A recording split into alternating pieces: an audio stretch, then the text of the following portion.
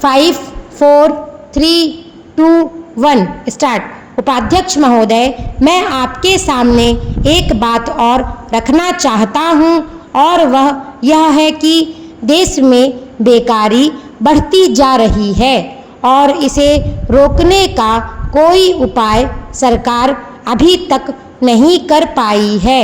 सरकार अपने दूसरे कार्यों में ऐसी उलझी रहती है कि उसे इस ओर ध्यान देने का समय ही नहीं है।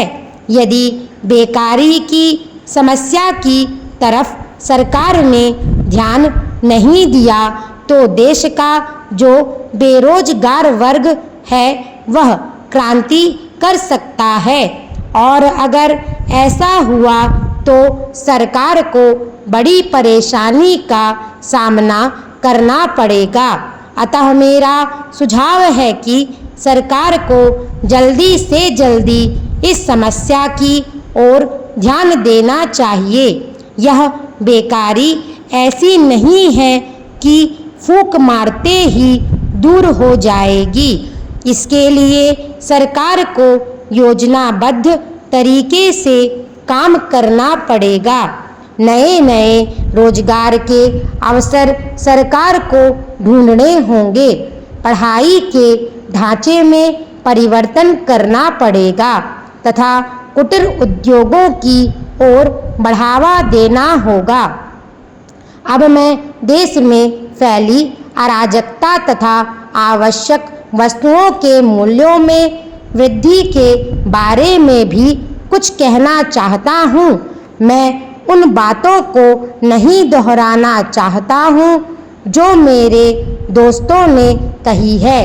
एक बात मैं जरूर कहूँगा कि इस वक्त हिंदुस्तान की चारों तरफ की परिस्थिति बड़ी खराब है और इसमें किसी की जिम्मेदारी नहीं है। लोगों के पास सामान खरीदने के लिए पैसा नहीं है। लोग भूखे मर रहे हैं। ऐसी हालत में असामाजिक तत्व उनके साथ मिल जाते हैं और दुकानों को लूटने की कोशिश करते हैं। इसी प्रकार दंगे फसाद बढ़ रहे हैं। इन सब का कारण मूल्यों में वृद्धि से लगाया जा सकता है। लोगों में बेरोजगारी पहले से ही काफ़ी है और उस पर भी अगर उन्हें आवश्यक वस्तुएं सस्ते दामों पर ना मिल सके तो उनकी हालत और भी खराब हो जाती है।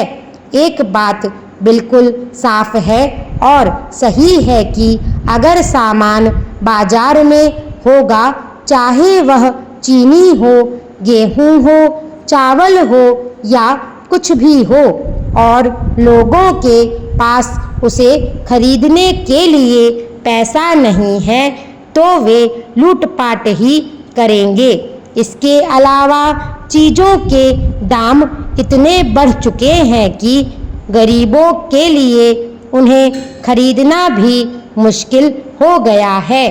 इस सब की जिम्मेदारी किसकी है? क्या उस गरीब की है या राजनीतिक दलों की है?